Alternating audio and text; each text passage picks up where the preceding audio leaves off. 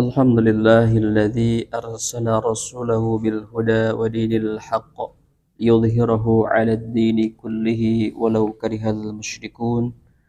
أشهد أن لا إله إلا الله وحده لا شريك له، وأشهد أن محمدا عبده ورسوله الذي لا نبي ولا رسول بعده. أما بعد، اللهم صل وسلم على نبينا محمد وعلى آله وصحبه ومن تبعهم بإحسان إلى يوم الدين. أمسينا وأمسى الملك لله والحمد لله، لا إله إلا الله وحده لا شريك له، له الملك وله الحمد وهو على كل شيء قدير. اللهم بك أمسينا وبك أصبحنا وبك نحيا وبك نموت وإليك النشور. Alhamdulillah, puji sinarang syukur, alhamdulillah kita panjatkan kehadirat Allah Subhanahu wa taala yang Maha melihat, yang Maha mendengar, yang Maha mengawasi gerak-gerik langkah kita. Alhamdulillah, pada kesempatan yang mulia di hari Selasa ini kajian kitab Al-Mukhtasar fi Khuluqil Muslim, kita senantiasa ikhtiarkan dalam keadaan istiqomah. Istiqomah itu adalah al-istimrar, terus menerus berkesinambungan walaupun sedikit, tetapi menjadi bagian yang tidak bisa terlepas dari kegiatan di hari Selasa. Maka ikhtiar istiqomah ini perlu ada tekad, perlu ada keikhlasan dalam hati kita, perlu ada penguatan keyakinan bahwasanya apa yang kita hadiri ini adalah suatu kajian mudzakarah, mubahasah untuk kita memperbaiki yang namanya akhlak. Insyaallah hari ini kegiatan kita masuk pada bab khuluqul muslim fil hiwari ma'al akharin. Akhlak seorang muslim dalam berdialog dengan orang lain. Tentunya berdialog ini sebagai pengantar adalah salah satu pembuka daripada salah satu ilmu. Satu, dialog itu adalah bagian dari bentuk metode ilmu. Jadi metode ilmu itu adalah dengan berdialog. Kalau dalam ilmu itu tidak ada metode dialog, ini dialog itu sebetulnya dua arah. Kalau monolog satu arah. Makanya nanti dialog itu pada dasarnya mempercepat mendapatkan ilmu selain membaca. Gitu. Jadi pembaca malami, pemiku dialog mah bakal cepat untuk mendapatkan ilmu. Nah, makanya di dalam Islam perlu adanya suatu ketentuan dalam berdialog. Kenapa? Karena dialog ini adalah satu bisa membuka ilmu, bisa membuka rezeki, bisa membuka lahan-lahan kebaikan. Maka dari itu nanti dialog yang seperti apa yang dimaksud di sini, maka ada dua, ada dialog yang formal, ada dialog yang non formal. Dialog yang formal biasa dalam suatu frame bingkai kenegaraan dari tingkat rukun tangga ya, kemudian rukun warga, dugikeun ka negara, itu adalah dengan dialog. Makanya dengan dialog seperti ini perlu adanya komunikasi. Bapak juga sama, dalam rumah tangga tidak bisa dugikeun ka awet Pak 40 tahun, 50 tahun. Ya, dugikeun ka 60 tahun. Salah satunya adalah dengan dialog. Makanya dengan dialog ini tentunya menjadi bagian ibadah ternyata. Tuh, ke Islam mah bab ngawangkong teh jadi ibadah. Itu bab ngawangkong jadi ibadah. Bapak di dia misalkan ya, tanpa dialog bapak teh abarat bapak tidak akan terjalin, Pak. Ya, tidak akan terjalin. Pengajian juga tidak akan terjalin tanpa dialog. Makanya hal seperti dialog ini jangan disepelekan. Justru dengan dialog tanpa ada suatu hal yang dijaga terkait tentang bagaimana cara. Kemudian pernah disampaikan terkait tentang intonasi, Pak ya. Intonasi juga bagian dari dialog. Intonasi, pengambilan kata-kata, sikap, kemudian gestur kemarin ya. Gestur itu juga bagian daripada dialog. Nah, makanya dialog seperti apa yang harus kita hari ini menjadi bagian mendapatkan ilmu, maka hari ini Pak kita samakan dulu premnya. Kosongkan wadah kita Pak. Sama-sama kita kosongkan wadah ilmu, karena hari ini kita sedang melatih akal kita dengan ilmu, melatih di dalam kajian ini ada hadis-hadis Nabi. Kenapa hadis Nabi itu harus diterima dengan hati, jangan sampai hanya diterima oleh telinga saja, tetapi tidak masuk ke dalam hati. Makanya Al-Quran dan hadis atau sunnah Nabi SAW itu harus masuk ke dalam relung hati, agar kemudian nanti Bapak ketika selesai kajian ini, Bapak nanti di ruang publik ketika berdialog, Bapak sudah ada ilmunya. Makanya hari ini adalah kegiatan kita adalah latihan, melatih diri kita bagaimana berdialog dengan orang lain dalam ranah baik formal ataupun non formal. Non formal mah Bapak ngawangkung tiap dinten Sabtu Pak, ya di payun masjid dan non formal tanpa ditentukan satu tema, ya, dua protokolerna, gitu ya, banyak. Kemudian baju, atau seperti ini juga sama. Ini dialognya dialog non formal. Acukna tidak ditentukan kan, ngawas. Kepada KMT ditentukan acukna henteu. Nah, ini mah non formal dialognya. Dokter sedang hunkul yang disepakati. Ya, baik kita mulai. Insyaallah kegiatan kita sampai dengan azan Isya ya. Karena pemitos salat Isya caket ka tabuh 8 atau intinya. Terus mulai 7:30. Baik, bismillahirrahmanirrahim. Khuluqul muslimi fil hiwari ma'al akharin. Akhlak seorang muslim dalam berdialog, hiwar, percakapan hiwar teh. Hiwar ma'al akharin, dengan orang lain. Akharin itu akhor itu lain. Maksud di sini adalah orang lain. Apa yang harus kita lakukan akhlak berdialog kepada orang lain? Yang pertama, al-ittifaqu ma'at tarfil akhar. Jadi yang pertama adalah berarti ini mah kalau kata menyepakati, frame-nya adalah ketika berdialog harus punya ilmunya dulu. Menyepakati dengan pihak lain ala wujudi murji'in indal ikhtilafi, bahwasanya ada keberadaan rujukan indal ikhtilafi ketika terjadi perselisihan. Ini mah tos levelnya tos bukan level dasar lagi berarti mah. Jadi ketika berdialog di dalamnya ada suatu pembahasan yang dimana pembahasan itu banyak kepala-kepala yang punya pandangan berbeda. Nah, ketika nih ada kepala-kepala dan isinya berbeda, sepakati dulu nih kita pembahasannya apa, maka rujukannya apa dulu nih rujukannya. Ketika bab agama, rujukannya berarti kembali kepada sumbernya, Al-Quran dan Sunnah. Pemasalan hinama tahawara syakhsan, contohnya sekiranya ketika berdiskusi atau berdialog dengan seseorang, fi wujubis shalah, contohnya ini tentang kewajiban salat, fil masjidi, di dalam masjid, fala budda minal ittifaqi alal ruju'i lil kitabi was sunnah, maka mesti minal ittifaqi, sepakat, alal ruju'i, untuk merujuk pada kitab dan sunnah. Jadi Bapak berdialog tentang sholat, rujukan pembahasan atau rujukan sumbernya kepada Al-Quran dan sunnah. Makanya hati-hati Pak di luar sana, ketika Bapak akan berdialog, ada orang-orang yang menjadikan Al-Quran dan sunnah sifatnya temporari. Kenapa? Karena Al-Quran itu disebut dengan konteks. Ada teks, ada konteks.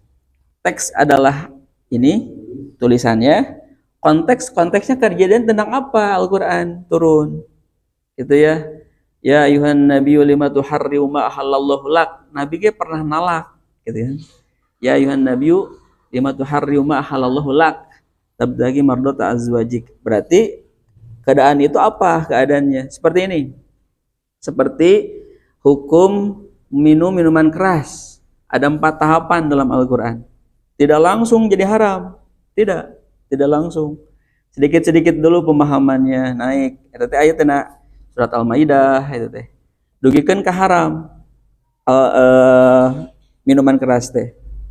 Nah, makanya nanti ketika apapun babnya disamakan frame-nya terkait tentang sumber. Nah, jadi jangan sampai ketika ada spirit keadaan konteksnya itu kan 570-an. Sekarang 2024, spiritnya beda. Jadi Al-Qur'an jika semangatnya sama, oke, ambil. Jika tidak sama, tinggalkan. Salah gitu. Nah, itu liberal namina. Liberal namina. Gitu ya. Dulu sholat itu karena keadaan Nabi ya, keumuman Nabi adalah banyaknya laki-laki. Sedangkan para perempuan itu kan pada zaman jahiliyah itu terkucilkan. Sampai ketika perempuan pada zaman jahiliyah berhalangan datang bulan itu dipisahkan dari rumahnya sampai disimpan di kandang hewan. Kenapa? Karena perempuan yang datang bulan itu terhina. Makanya pada zaman pada zaman Umar kan pernah anaknya dibunuh dan dikubur kan, Umar itu. Nah, datang Islam maka menjadi dimuliakan. Nah, konteksnya ketika imam pada zaman Nabi ya jelas laki-laki. Maka konteks hari ini jadi boleh imam dipimpin oleh perempuan. Tuh. Jadi kalau menafsirkan Al-Quran dengan akal tekawadahan, Pak. Jadi logikanya upami bapak gaduh mastaka kopiahna alit bapak dikeret mastakana gitu atau napi meser kopiah nu enggal kopiahnya. Jadi ini sudah apa namanya sudah kepala ini sudah menjadi ciptaan Allah Subhanahu wa taala, begitu juga Al-Qur'an. Jadi kalau ada ketidakcocokan dalam Al-Quran, bukan Al-Qurannya yang dirubah, tetapi pola pikir, mungkin ilmunya yang belum sampai. Nah gitu ya. Nah ini yang berkembang nanti Pak.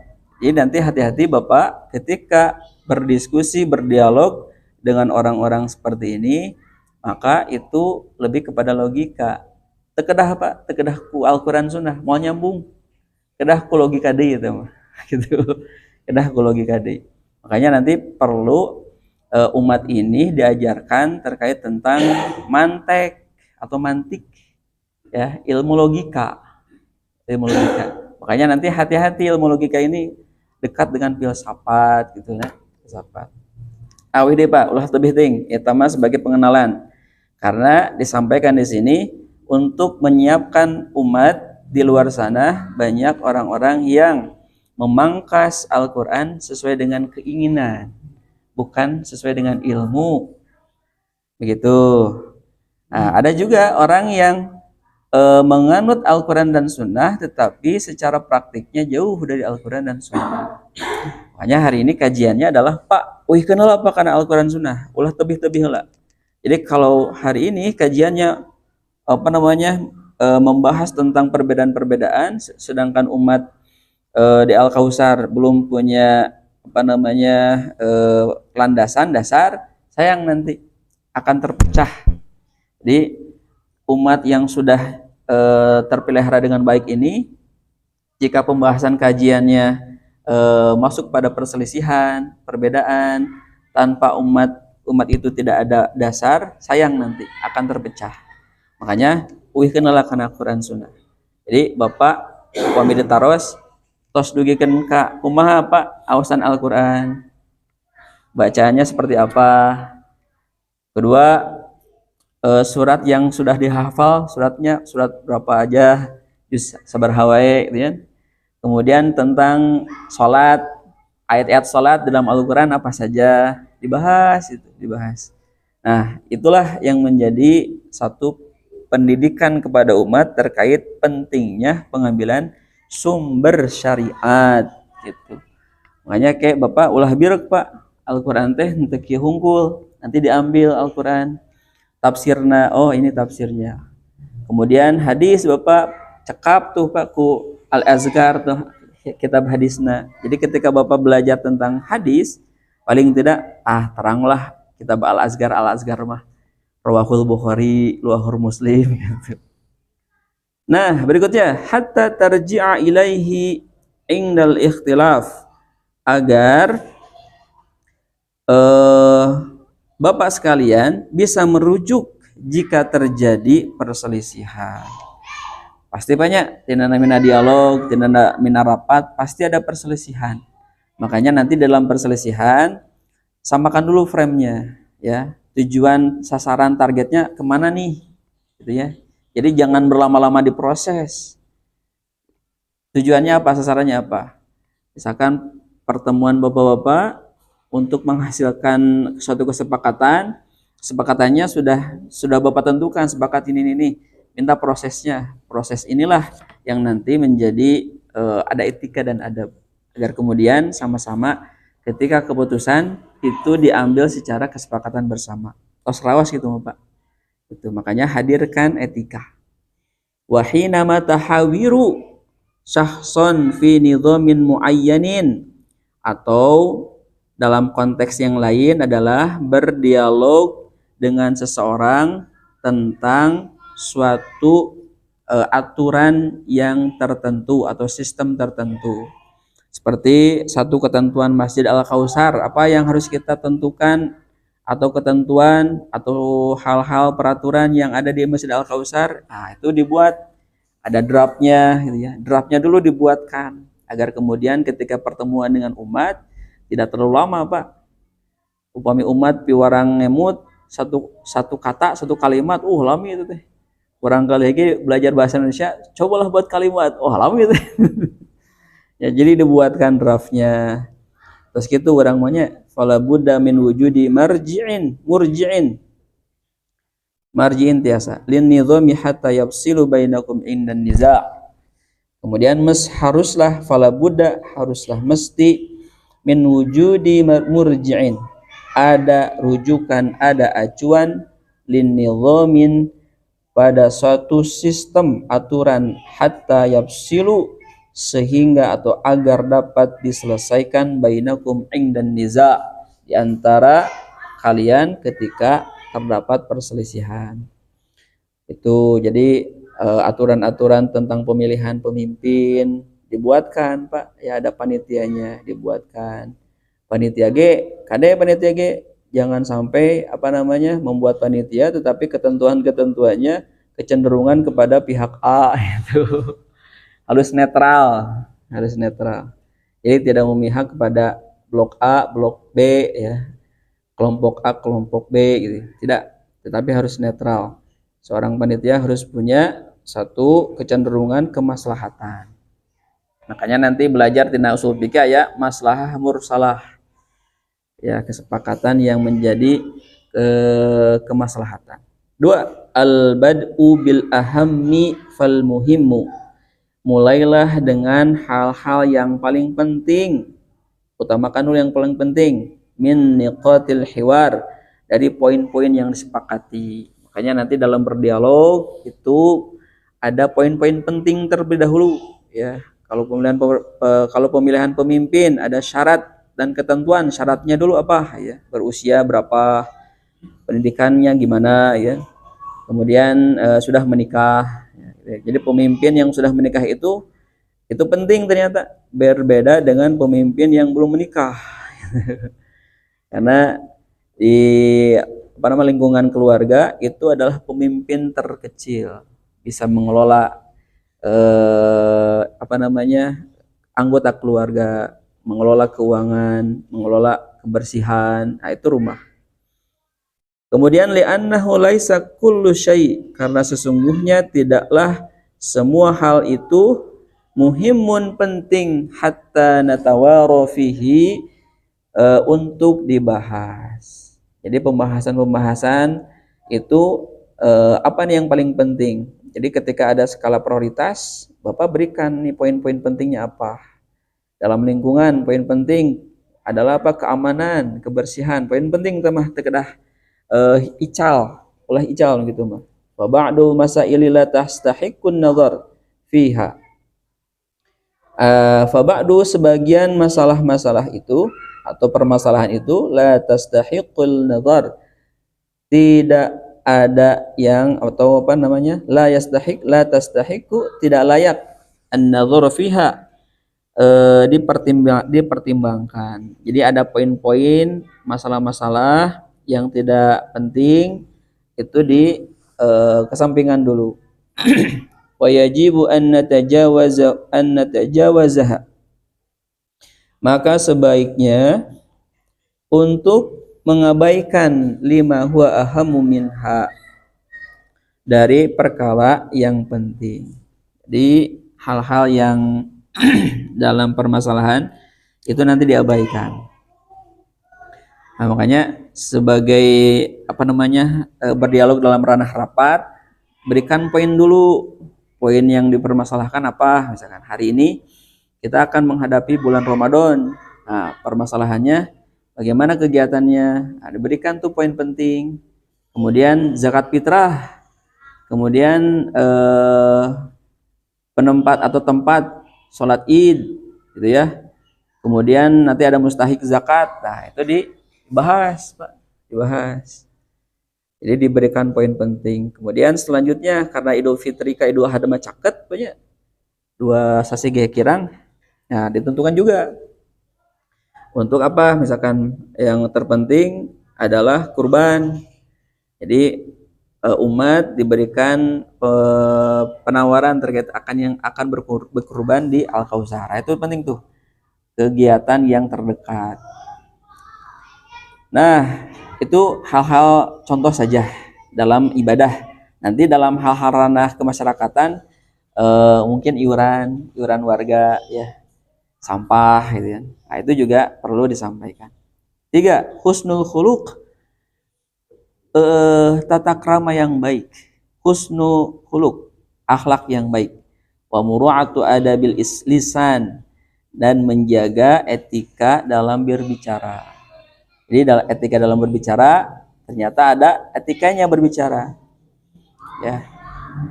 Jika belum dipersilahkan, jangan dulu berbicara. Jika belum selesai, jangan dulu memotong. Nah, ini ada kadang 4. Ada muqati'atil muhawiri. Jangan memotong, menyela pembicaraan. Itu. Ini ada adab dalam berbicara. Kemudian yang kelima, masih dalam adab lisan, dalam adab berbicara, ada muraf'is saut alaihi, jangan meninggikan suara. Jadi suaranya datarnya segini nih, misalkan dalam angka 5, Bapak mah angka 4, 5, angka 3, 2, ya, tidak melebihi angka 5. Kemudian indal istidlali ibda bil aqwa. Ya, ketika memberikan istidlal, memberikan dalil, memberikan bukti, ibda, mulailah bil aqwa, dengan bukti yang kuat, gitu Pak. Jadi nanti kalau Bapak misalkan RT ini ada 60 kakak, ada 60 tempat sampah. Nah, misalkan silakan nih, ada bukti-bukti nih. Ini ada rumah yang tidak ada tempat sampahnya, dipotokan. Untuk menjadi suatu ketentuan bahwa setiap rumah ada tempat sampah. Hal kecil, Pak. Minal adillati syar'iyyati, baik bukti secara agama, awil aqliyati, bukti secara rasional, akal, awil qanuniyah, atau bukti secara hukum. Nah, jadi dalam berdialog harus jelas dulu, Pak. Ente ngalir ngidul gitu, Pak. Jadi masyarakat teh itu nyaros naon gitu. Nah, jadi bukti-bukti, apalagi guru, pejabat publik itu kan harus menghafal undang-undang, Pak. Ya, undang-undang tentang kemasyarakatan, itu tahu nomor berapa, pasal berapa. Nah, ya. Itu penting tuh. Nah, kemudian 7, al-i'tina'u bi fiqhid dalil, menjaga pemahaman dalil. ya, atau jurisprudensi dalam bukti, pemahaman tentang kegiatan pengajian diatur tidak dalam negara? Oh, diatur, ya. Pasal 29. Kemudian diatur tidak dalam dalil Al-Qur'an? Oh, diatur, ada, ya, tentang belajar ilmu dalam Quran surat Al-Mujadilah. Diatur tidak dalam hadis? Oh, ada, diatur, man salaka thariqan yaltamisu fihi ilman. Nah, gitu teh Pak. Kada berurutan, tersusun. Jadi itu belajar kepada umat terkait logika berpikir. Jadi logika berpikir. Nah, saya contohkan sedikit Pak ya, terkait tentang logika keormasan. Ya, logika keormasan. Satu, mohon maaf Pak, ini hanya contoh. Satu, bagaimana logika keormasan dalam menetapkan hukum, istidlal hukum. Satu, NU. Dua, Muhammadiyah. Tiga, Persis, kan ya. Tiga dulu. Misalkan kalau NU itu didominasi pemahamannya, yang pertama adalah Quran dulu. Oh, yang pertama adalah lebih didominasi pendapat-pendapat ulama. Ya, NU itu di dalam kajian mubahasahnya itu lebih banyak pendapat-pendapat ulama. Kemudian Muhammadiyah dan Persis itu sama kesamaannya.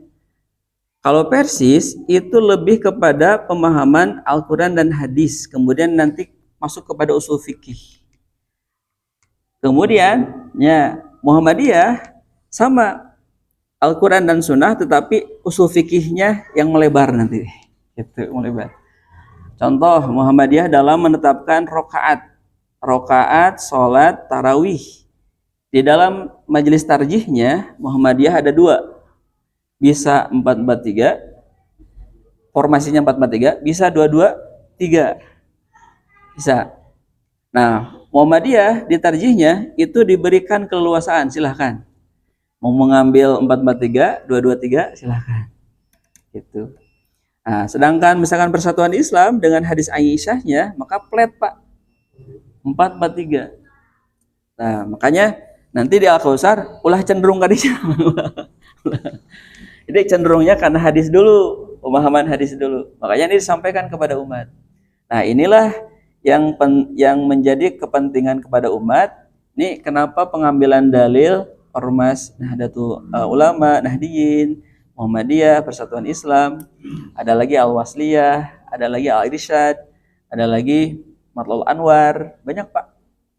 Banyak. Nah, lihat Pak, cara pengambilan istidlal hukumnya. Makanya menjadi kesepakatan fatwa MUI atau fatwa ulama itu kan kebanyakan dari ormas Pak. Kebanyakan dari ormas. Itu membuat produk hukum terkait tentang fatwa. Nah, itu teh ulama-ulama dari ulama keormasan kebanyakannya. Nah, ini disampaikan pentingnya memahami dulu, jangan hasilnya Pak. Kita hanya tahu produk hasilnya kan, tidak tahu prosesnya di situ kumaha, ada usul fikihnya, ada pendapat ulamanya. Nah, itu diproses itunya, agar kemudian umat itu bukan hanya saja menikmati produk, tetapi tahu proses. Nah, yang disampaikan di sini adalah kajiannya, kita sedang menggali proses, bukan produknya. Produknya ada tos ayat produknya. Gitu ya, sholat wajib gitu kan, itu produk, tapi prosesnya kenapa bisa jadi wajib? Nah, kemana proses pencarian informasi dasarnya, gitu kan? Nah, ternyata misalkan tina sholat aqimis sholah, aqim itu kan dari jama' aqoma yuqimu, aqim, aqoma fi'il madi, yuqimu fi'il mudhari, aqim berarti fi'il amar itu berarti sifatnya perintah. Turunin ke hanap usul fikih, al aslu fil amri lil wujub, asal dari perintah itu menunjukkan wajib. Tuh gitu Pak prosesnya. Tahu mate tos kitu tak acan. Nah, utlu ma uhya ilaika minal kitab, dari kata layatlu tilawatan. Tala itu baca dengan tadabbur hati. Beda dengan qara'a yaqra'u qira'atan. Iqra' bismi rabbikal ladzi khalaq. Bacalah dengan menyebut namamu, Rob yang telah menciptakanmu, gitu kan. Nah, sedangkan ada kalimat zikir, ya ayyuhalladzina amanu dzkuru dzikran katsira. Perintah kepada orang yang beriman untuk berzikir. Sedangkan berzikir harus mengetahui, mengingat itu harus mengetahui atau sudah pernah melihat. Ulang ya. Bapak ingat, Bapak emut tuh Pak, si ibu di bumi. Wajahna emut. Emut ya? Emut. Kenapa bisa ingat? Pernah melihat kan? Nah, ayeuna bagaimana Bapak bisa mengingat Allah sedangkan Bapak belum pernah melihat Allah? Kumaha teh? Kan dalam Al-Qur'an ada perintah zikir. Ini sederhana Pak, sedangkan zikir itu harus pernah dulu melihat atau bertemu.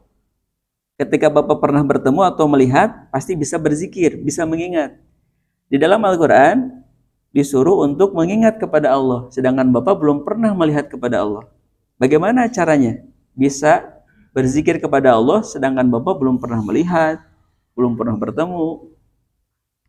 Oh, logika ya. Nah, apa itu?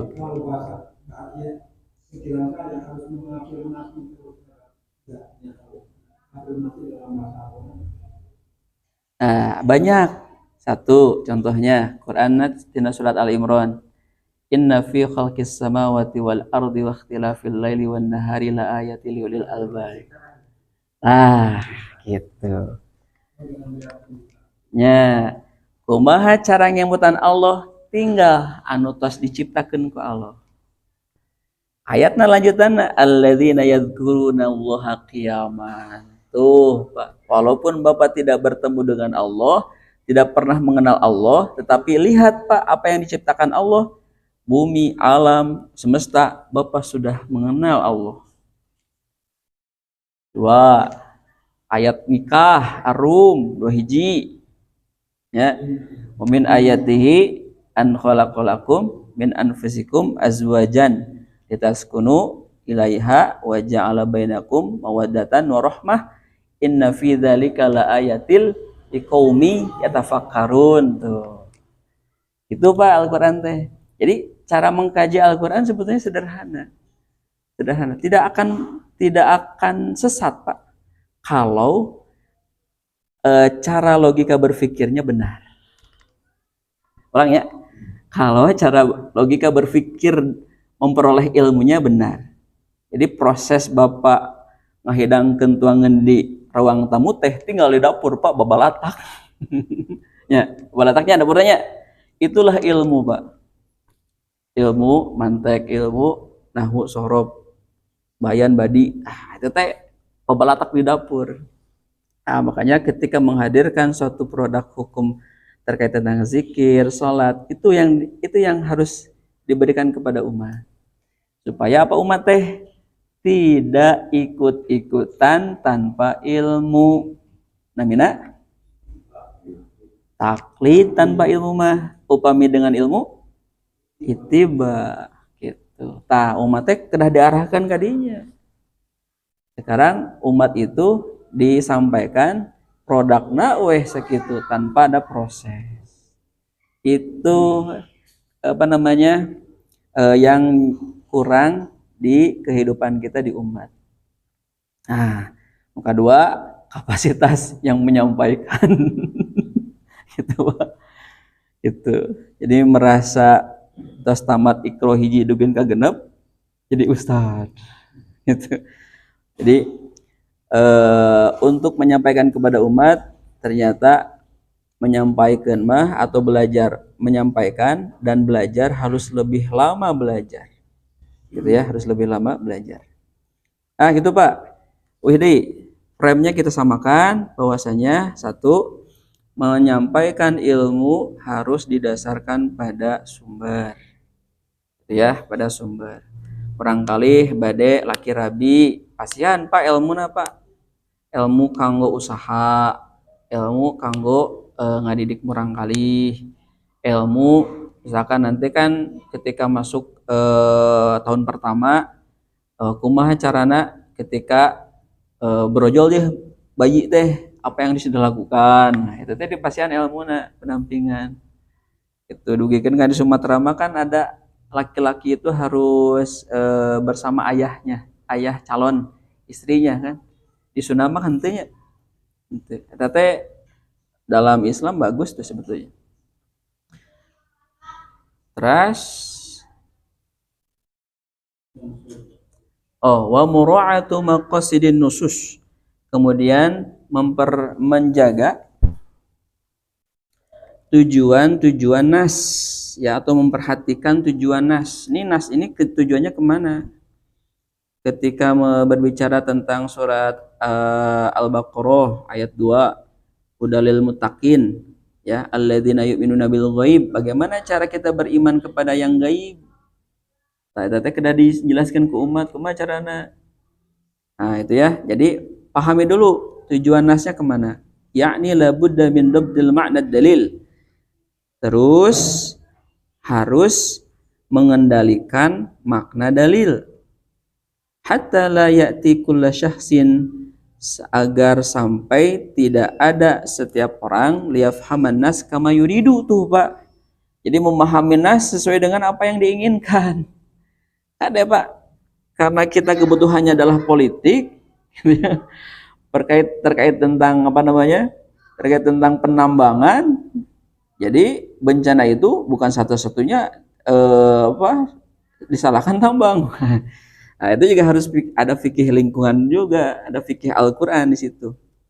Terus jelas Pak Al-Qur'an itu menjelaskan terkait tentang fikih lingkungan. Zuharul fasadu fil barri wal bahri itu adalah fikih lingkungan. Ya. Annal arda yurithuha min ibadiyas salihun, bahwasanya bumi ini diwariskan kepada orang-orang yang soleh itu penting Pak, orang-orang soleh. Ya, orang-orang soleh penting. Iya, tuh. Jadi bumi itu diwariskan kepada bapak yang soleh. Kemudian pelajari tuh ilmu-ilmu alam, ilmu-ilmu alam. Wa kadzalika dabtul maqasidis syariah. Begitu juga dengan demikian pula mengendalikan tujuan syariat. Jadi tujuan syariat alam apa? Tujuan adanya ketentuan-ketentuan negara apa? Itu teh ada tuh. Au maqasidin nizam tuh, Pak. Atau tujuan suatu sistem alladzi tamma wada'ahu yang ditetapkan litil kal qadiyah untuk suatu perkara. Li'annal ma'rifatal maqasidi, karena sesungguhnya mengetahui tujuan tersebut tusa'idu ala fahmil maudu'i, membantu dalam memahami pokok-pokok bahasan. Tuh difahami. Jadi sebetulnya Pak belajar Islam teh Bapak sudah belajar tentang hukum Pak. Ya. Jadi Al-Qur'an itu fleksibilitas ketika orang belajarnya bisa jadi hakim. Ya, abdi mah sangat takjub dengan keilmuan Prof Mahfud MD. Kajian usul fikihna molotok Pak. Aduh, bab tentang hukum pami Prof Mahfud dugikeun ka kieu pemahaman-pemahaman terkait tentang korespondensi presidensialna bagus Pak. Dia pemahamannya logikanya tersusun. Tah tos kedah kitu tah umat teh. 8. Laisal muhimmu ayyaqtani at-tarfu. Bukanlah hal yang terpenting meyakini bahwa ada pihak lain, al-akhir lain, bi ra'yika, dengan pendapatmu. Jadi innamal muhimmu an tudhiral haqqo alladzi ladaika. Tetapi hal yang terpenting adalah menunjukkan kebenaran apa yang menjadi pemikiran. Gini Pak maksudnya. Jadi jangan sampai kalimat sederhananya adalah umat ini dipaksakan pandangan pendapatnya oleh tokoh tertentu. Jadi pemahaman itu dipaksakan kepada umat. Tidak, ya, tidak. Kalau berbeda pandangan silahkan, tetapi untuk memaksakan pendapat orang lain kepada umat, nah itu jangan. Jadi pemahaman abdi, bapak teh kada ikut pemahaman abdi, tekengeng gitu Pak. Tekengeng. Jadi terkadang begitu. Jadi tokoh agama itu harusnya adalah memberikan, Pak nih gini, silahkan Bapak mengambil apa. Diberikan pilihan. Tapi pilihan juga harus jelas. Upami pilihannya itu ada dalam Al-Quran dan Sunnah, canak Pak. Kedah ngemutin gitu. Tetapi upami ayat pemikiran yang tadi Pak, Al-Quran dan Sunnah itu sifatnya temporari. Jika semangatnya sama dengan semangat kita sesuai dengan kebutuhan politik, ambil. Nah, itu salah. Terus adanya. Terus laisal muhimmu atasnya alaika bi husnil qasdi wa sihatin niat. Yang berikutnya Bapak harus memiliki niat, tujuan yang baik dan niat yang baik. Kemudian dalam berdialog is'al rabbaka ta'yida qoblal hiwar. Kemudian memintalah bantuan Allah Subhanahu wa taala untuk terlibat sebelum berdialog. Jadi Bapak ketika berdialog teh nyuhunkeun ka Allah Subhanahu wa taala bantuan.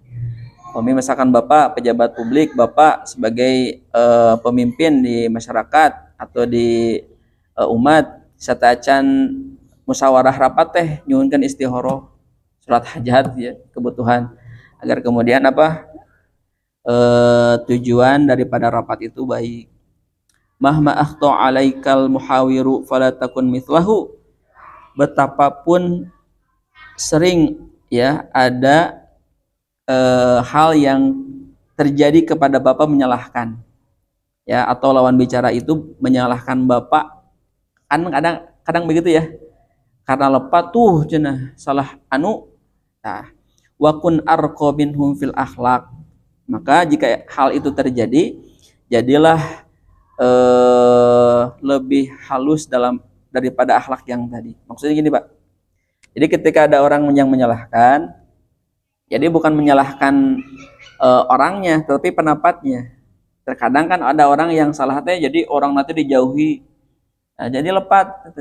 Padahal yang dalam dialog itu adalah lebih kepada pendapatnya, gagasan, inovasinya, bukan kepada orangnya. Jadi salah dalam musyawarah, jadi dimusuhi sawarga gitu. Sana segitu. Kemudian liyakun naqduka lira'yi la lil qalil. Nah, itu Pak itu. Jadi hendaklah kritikan itu pada pendapatnya, la lil qail, bukan pada orangnya.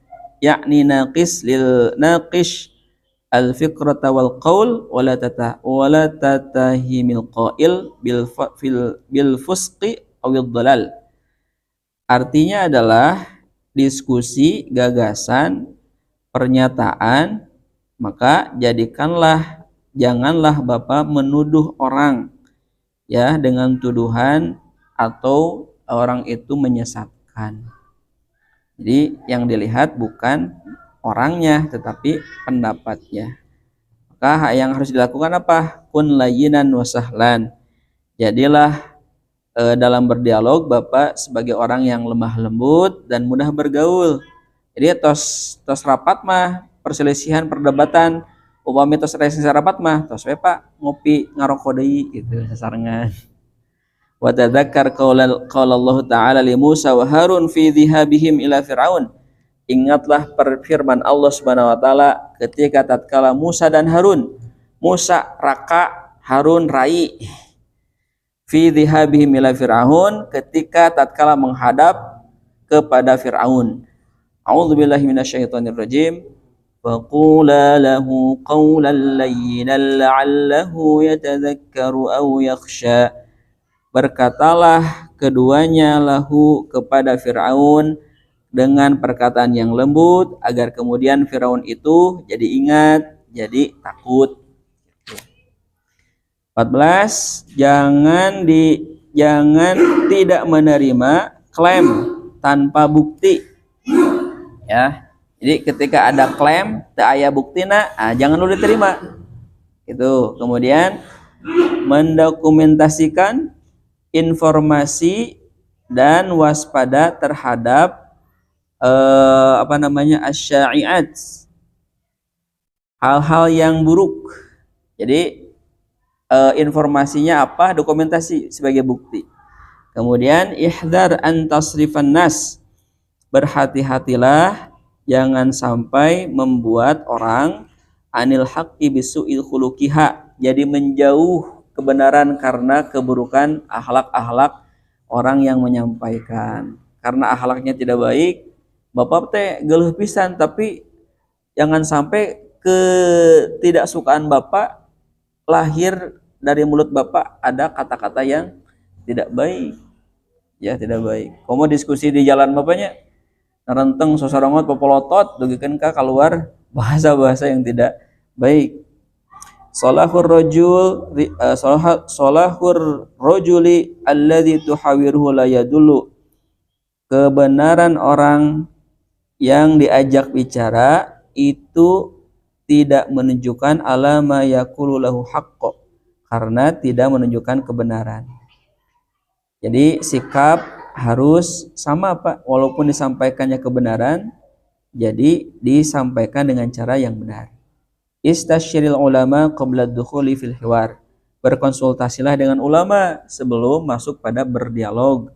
Kemudian 19, perhatikanlah atau yakinlah bahwasanya dialog adalah wasilah edukasi pengetahuan yang hebat. Jadi dalam diskusi dialog itu harus disposisikan dulu nih bahwa dialog itu adalah suatu wadah yang terhormat, ya, yang baik. Jangan sampai dinodai dengan suatu perilaku bahasa-bahasa yang tidak baik.